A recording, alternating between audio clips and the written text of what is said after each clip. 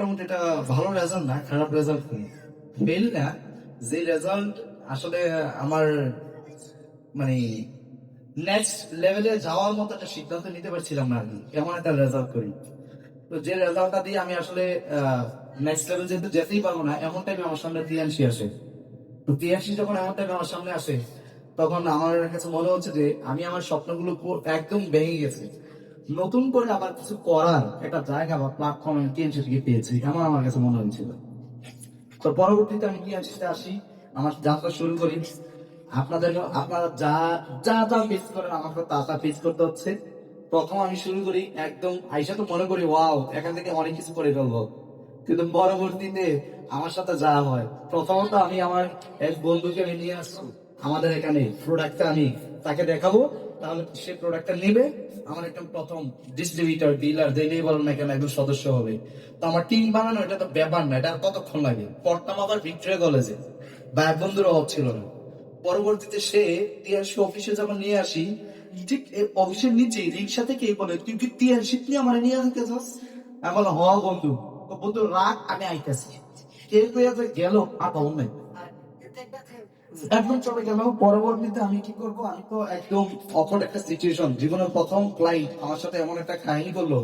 আমি মনে মনে ভাবলাম আমি করবো কি। তখন আমি চিন্তা করলাম, আমি যদি আজকে হাল ছেড়ে দিই তাহলে সে জিতে গেল, আর যদি আমি কন্টিনিউ করি তাহলে আমি প্রমাণ করতে হবে যে আসলে আমি রাইট ছিলাম। পরবর্তীতে আমি তার সাথে কন্টিনিউ করি। কন্টিনিউ করতে করতে আমার এক ফ্রেন্ড, ওরা তখন মেমোরিতে লোড দিত আর কি, টাকা সবকিছু লোড দিত। তখন ওদের দোকানে আমি সব বসছি, আড্ডা দিতে, আমরা 5-6 জন। তো আড্ডা দিতে দিতে এর মধ্যে আমার বন্ধুর নামটা এখনো মনে আছে, নাম হচ্ছে আরিফ। আমাকে বলছিল বন্ধুতে হোক কুটিপুতি, বন্ধুতে হোক লাখ টাকা ব্যবসা করে। ওই দিন হয়তো বা আমাকে ভিড়লেই মারছিল কথাটা, কিন্তু তার কথাটা আজকে সত্যি সত্যি আমার বাস্তব বাস্তবে আজকে তার কথাটা সত্যি সত্যি বাস্তবে রূপ হয়েছে। তো এই হচ্ছে টোটাল বিষয়টা, আমি আমার জার্নিটা তো এখন এভাবে শুরু করি। ভাই অনার্স ফার্স্ট ইয়ার, আমার বাবা মালয়েশিয়াতে থাকতেন। তো পরবর্তীতে আমার অনার্স ফার্স্ট ইয়ার ওঠার সাথে সাথে আমার মালয়েশিয়া এবং ব্যাংকক টোটাল হয়। তো honours first year Malaysia Bangkok tour যখন হয়, আমার আত্মীয় স্বজন বলে, আমার আম্মা আমাকে আসাতে, তো তোর আব্বারে হেরে দিস। তো আমার আব্বাই কিন্তু সর্বপ্রথম, আমার আব্বা আবার প্রথম প্রথম একটু নেগেটিভ ছিল, কিন্তু পরবর্তীতে, কারণ সবাই তো নেগেটিভ না, দুই একজন তো আবার পজিটিভ আছে। তো দুই একজন বলতো, তোর পুতের তো কুমিল্লা শহরে দেই, সেই যে কথা কয়, তোর পুতে যদি এনে লাইটে ডাক্তার কিছুটা করতাম। দশজন যদি নেগেটিভ কথা কয়, একজন আবার পিছনে যে ওই কথা শুনলে আমার বাবার মা একটু ভিতর ভিতরে মজা থাকতো। উমুতে দেখাই তো না, যত কথাই বলো না কেন পাপি একটু এমনই মনে হয়। হ্যাঁ, মানে একটু বলতে চায় না, মানে ভালোবাসা বলতে চায় না, কিন্তু ভিতরে কইটা বেঁচে যায়। তো ভাবছিলাম মানে কেমন। তো পরবর্তীতে আর কি, তো আমার ফ্যামিলি তো প্রচুর টাকা ঋণ ছিল। তো আমি আসলে এই ইতিহাসটা আমি শুরু করি, প্রথম বছর তো আমার চলে গেল, সেকেন্ড বছর আমি পা দিলাম। সেকেন্ড বছর এসে আমার দিল্লিতে একটা কনভেনশন হয়, সেখানে প্রথমবার আমি একা, পরের বার আমরা 3 জন আমার ওই কনভেনশনে যাওয়ার সুযোগ হয়। তারপর থার্ড টাইম, তারপর থার্ড টাইম 2018 সাল সেটা, থার্ড টাইম আসে আমাদের 4টা প্রমোশন এট এ টাইম, এক বছর 4টা প্রমোশন আসে। এর মধ্যে ইংল্যান্ডে, লন্ডনে, আমার নানু বাড়ি সিলেট, আমাকে খুব প্রেশার দিতে ইংল্যান্ডে যাওয়ার জন্য, লন্ডনে যাই তুই ইংল্যান্ডে যা। হ্যাঁ, কিন্তু আমি ফয়সাল এফিয়ানসি করবো। 2018 সালে এসে সেই ইংল্যান্ডে যাওয়ার সুযোগ, এই ইংল্যান্ডেই তোর অ্যাচিভ করে এই প্রতিষ্ঠান 2018। দেন 2019, দেন 2019 আলহামদুলিল্লাহ আমি এখানে কাজ করে নিজেকে প্রুভ করি। এবং আমার সাথে তো আমার বোন ছিল, আপন বোন ছিল এই প্রতিষ্ঠানে। আমি এই প্রতিষ্ঠান থেকে একটা বাইক আমাকে কোম্পানি গিফট করে, ওই আমার বোনও আবার একটা বাইক পেয়ে দেবে, এরকম ম্যাপিং করে দিলেন। ম্যাপিং করে 2 বাইক, 2019 2020 আলহামদুলিল্লাহ আমি তার ফান্ড রিওয়ার্ড অ্যাচিভ করার জন্য 2019 একবার যত অর্জন করি, 2020 অর্জন করি। ছোট্ট একটা ভুলের কারণে আমার ওই 2টা রিওয়ার্ডই আমার হয়। 2021 কোভিড এর কারণে আমার পুরো সাম্রাজ্য, আমি 2020-এ প্রোগ্রাম করি 800-900 লোক নিয়ে, 2020-এ। 2021-এ আমার কেউ নাই, একদম শেষ। কারণ কোভিড এসে হানা দেয়, আর ওই সিচুয়েশনে কিভাবে কাজ করবো এটাই বুঝি। মানে কাজটা তো করতে গেলে মানুষের কথা দিব, এটা কাজ করে তো আমার মামা দেয় তো নাকি, আমার মামা আমার বড় রেখে দিলে বুঝে দেবে। কিভাবে পণ্যটা এটা ক্লায়েন্টকে শু করতে হবে ওইটাই অবস্থা। পরে আমি কি করব, পরে জুম অ্যাপস, সবাই দেখি জুম অ্যাপসে করে মেসেঞ্জারে মিটিং টিটিং, এই অনলাইনে শুরু করলাম কাজ কাম। পরে অনলাইনে কাজ কাম করতে করতে সাইডে থেকে বিভিন্ন বাংলাদেশের বিভিন্ন জায়গা থেকে সেটা জয়েনিং আসা শুরু করলো। পরে আস্তে আস্তে আস্তে আস্তে কোভিডও কেটে গেল।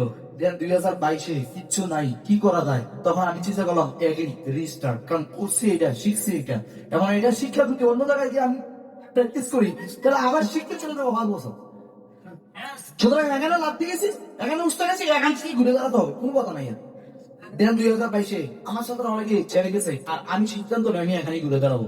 দেন 2022-এ স্টার্ট করি, 2022-এ ঘুরে দাঁড়ানোর সিদ্ধান্ত নেই। দেন 2023 আমি কিছুদিন আগে ট্যাক্স রিটার্ন দাখিল করি। গত 3 বছরের ট্যাক্স রিটার্ন দাখিল করতে গিয়ে, এটা ভিডিও করছেন এই জন্য বললাম না, আলহামদুলিল্লাহ দেখলাম যে এর আগে 5-6 বছর যা কামাই করলাম, গত 3 বছর এসে দেখলাম মাসাল্লাহ ভালোটাই কামাই নিচ্ছে। এই হচ্ছে অবস্থা। 2023-এ এই শুরু হইলো আমার বিদেশ যাত্রা। 2024 আলহামদুলিল্লাহ কামাই করলাম ভালো। 2025 এই তো গত কিছুদিন আগে কাঠমান্ডার ফাইনালে ঘোষণাও দিয়ে দিল। অথবা এই 7-10 দিনের মধ্যে হয়তো রিপোর্ট নিউজটা চলে আসবে আপনাদের সামনে। তো এই হচ্ছে টোটাল বিষয়। তাহলে টোটাল এখন খেয়াল করে দেখেন, একদিক দিয়ে কিন্তু আমি মাস্টার্স গ্রাজুয়েশন কমপ্লিট করলাম, ওই দিক দিয়ে একদিক দিয়ে গ্রাজুয়েশন কমপ্লিট করলাম, আরেক দিক দিয়ে ক্যারিয়ার কমপ্লিট করলাম। তাহলে আমি যখন এখানে আসি আমার ভীষণটাই ছিল এমন যে আমি পড়ালেখা একদিক থেকে শেষ করবো, একদিক থেকে ক্যারিয়ার শেষ করবো। আমার সাথে অনেক বন্ধুরা, দেখেন আমি প্রায় সময় একটা কথা বলি, ওরাও আড্ডা মেরেছে এবং আমিও আড্ডা মেরেছি, এবং আমরা এখানে আমার সাথে যারা আছে প্রত্যেকে আড্ডা মেরেছে। আজকে আমার সাথে যে লিডার আছে, আমি যদি মুক্তার দিকে তাকাই, তিনি গ্রাজুয়েশন কমপ্লিট করেছে, কারমান্ডে ছিলেন। আমি যদি রনির দিকে তাকাই, তিনিও একজন গ্রাজুয়েট। আমি যদি নাজমিনের দিকে, তিনিও একজন গ্রাজুয়েট। অর্থাৎ আমার সাথে যারা ছিল সবাই আমরা একই ছিলাম, সবাই আমরা পড়ালেখা কমপ্লিট করেছি, এদিকে আবার ক্যারিয়ার মাশাআল্লাহ। পড়ালেখার পরে যত তাহলে ভয় করতে হচ্ছে না ইন্টারভিউ বোর্ডে। এই হচ্ছে অবস্থা। এই জন্য আমি প্রায় সময় একটা কথা বলি, ব্রাদার এন্ড সিস্টার দুইটা কথা বলে আমি এখান থেকে স্টেজ থেকে নামবো। নাম্বার 1 যে বিষয়টা হচ্ছে, দেখেন আমি যখন শুরু করি আমার স্টুডেন্ট বয়সে শুরু, তো স্টুডেন্ট জার্নিটা আমার মেন ভিশনটা আমার যে ছিল, আমার কথা হচ্ছে যে আমি আড্ডা তো মারি, তো আড্ডাটা টাউন হলে না মেরে আমাদের দিয়ে ছিল অফিসে মারি, সমস্যাটা কোথায়? ওই টাউন হলে আড্ডাটা মারলে, ওই যে পার্কের মধ্যে আড্ডাটা মারলে তখন আপনার লাইট নষ্ট হয়, কিন্তু পার্কে আড্ডাটা না যাবে অফিসের যে আড্ডাটা মারি, আমার ক্যারিয়ারটা উল্টা তৈরি হয়। আমি বন্ধু বান্ধবের সাথে ঘুরতে যেতাম, এটাই তো ঘুরতে যাও যাও রাইট হলো, তো আমি এখান থেকে 3 থেকে ঘুরতে যাই, ওই ঘুরে আমার জীবন ধ্বংস করে, আর এই ঘুরে আমার জীবন তৈরি করে। এরকম তো করতাম।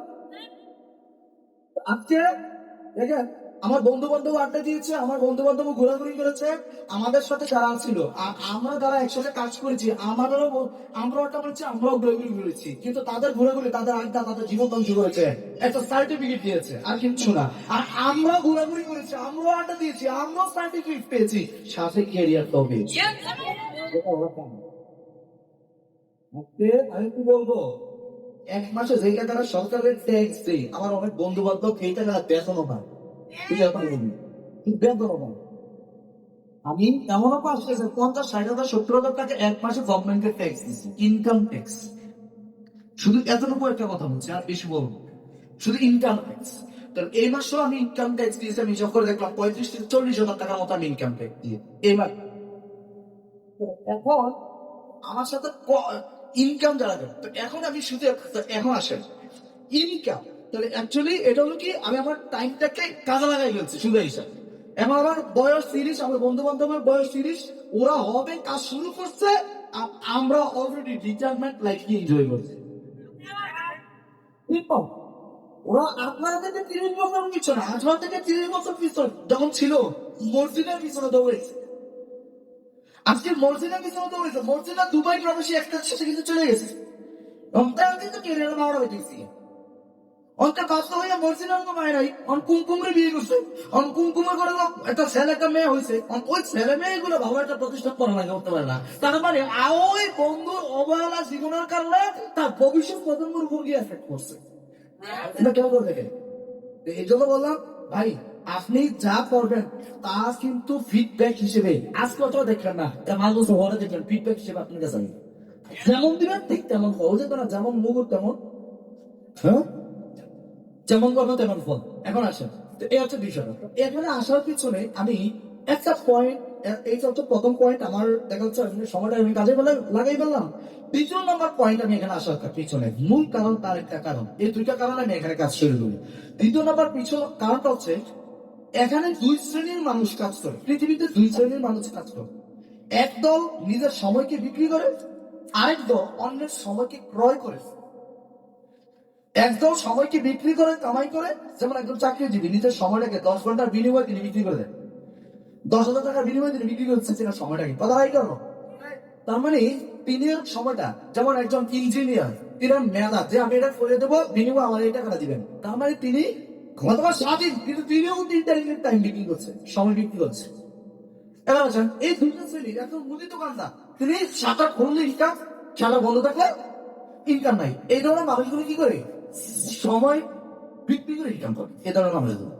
আর এই ধরনের মানুষগুলোকে বলা হয় আমাদের সমাজের মিডল ক্লাস ফ্যামিলি।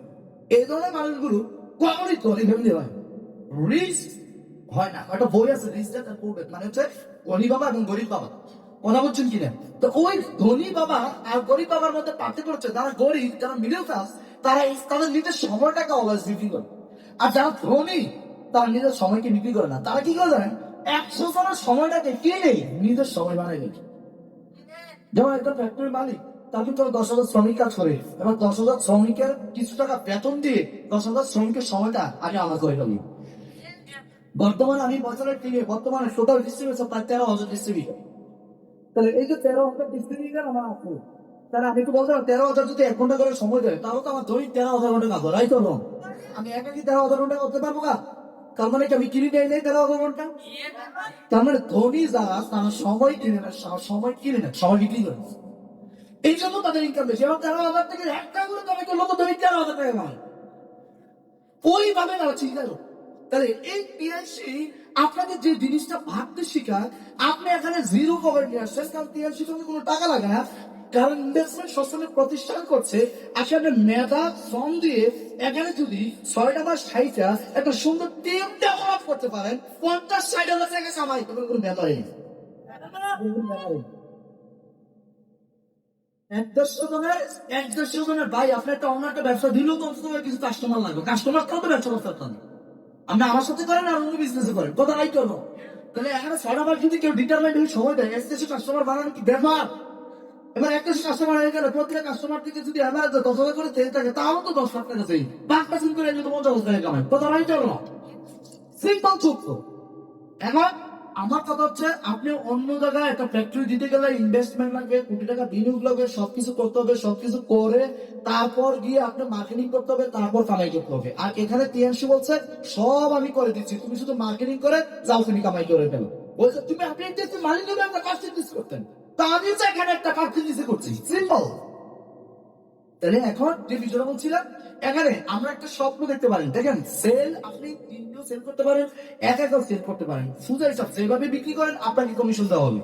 কিন্তু বিষয় হচ্ছে, যদি আমি ভবিষ্যতে কত চিন্তা করে কাজ করি, যদি একটা নেটওয়ার্ক ডেভেলপ করতে পারি, তাহলে দেখা যাচ্ছে যে আমি এই এখানে ইনকামটাকে এনজয় করতে পারবো, কথা নাই করবো। আর ইনকামটাকে এনজয় করার জন্য আমার একটা নেটওয়ার্ক তৈরি করবো, এই হচ্ছে মূল উদ্দেশ্য। আর এই জন্য আমি টিএমসিতে আসছি। আমি খেয়াল করে দেখলাম, বিনা উদ্দেশ্যে মানুষের সময় আমার সময় বানাই দিচ্ছে। একটু কম তো সময় তো দেওয়াই লাগবে, শ্রম তো দেওয়াই লাগবে। আপনি আমার সাথে করেন আর যেখানেই করেন, সময় যেখানেই যান আপনি সময় দিতে হবে। কিন্তু কোথায় হচ্ছে, এখানে আপনি সময় দিলে আগামী 5 বছর পর আপনি একটা ফিউচার আপনি দেখতে পারেন। গার্মেন্টস আপনি সময় দেন, ওই ফিউচারটা আপনি দেখতে পারেন। ওই ফিউচারটা আপনি গার্মেন্টস 10,000 টাকা কামাই করেন, তো এখনো তো আপনি 1-2 মাস কামাই করলে 10,000 8-10,000 টাকা কামাই করতে পারবেন। কিন্তু আপনি যদি 8-10,000 টাকা কামাই করার জন্য টিএনসি করেন, আমি বলবো ভাই প্লিজ টিএনসি করেন না, আপনি গার্মেন্টসে চলে যান বা হয়তো বা অন্য কোনো প্রফেশনে চলে যান। মূল কথা হচ্ছে ভাই, 8-10,000 টাকা কামাই করছি, যেটাই পাচ্ছি এটাই লাভ। কিন্তু মূল উদ্দেশ্য আমাকে এরকম একটা ডেভেলপ করে আমার একটা স্মার্ট হ্যান্ডসাম ইনকামের জায়গা দিতে হবে। মূল উদ্দেশ্য হচ্ছে দাদা ভাই করবো, এই হচ্ছে টিএনসি। টিএনসি আপনাকে এই জিনিসটা দিচ্ছে। বাকি কিভাবে পাবেন, কিভাবে দিচ্ছে, কি আসল বিষয়, এটা নিয়ে মিস্টার ফখরুল সরকার স্যার আপনাদেরকে 3 দিন ইনশাল্লাহ এই বিষয়গুলোর উপরে আপনাদেরকে প্রশিক্ষণ দিচ্ছে। এবং এই বিষয়গুলো কিভাবে আরো সুন্দরভাবে গুছিয়ে করতে পারেন, এগুলোর উপর সুন্দরভাবে প্রশিক্ষণ দিচ্ছে। আর আপনারাও নিতে প্রস্তুত। দূর দূরান্ত থেকে এখানে ওই বিরিয়ানি খাওয়ার জন্য এসে বসে, এখানে দূর দূরান্ত থেকে আইসা ওই ঘুমানোর জন্য এসে বসে, কেউ কিন্তু আইসা এখানে ঘুমা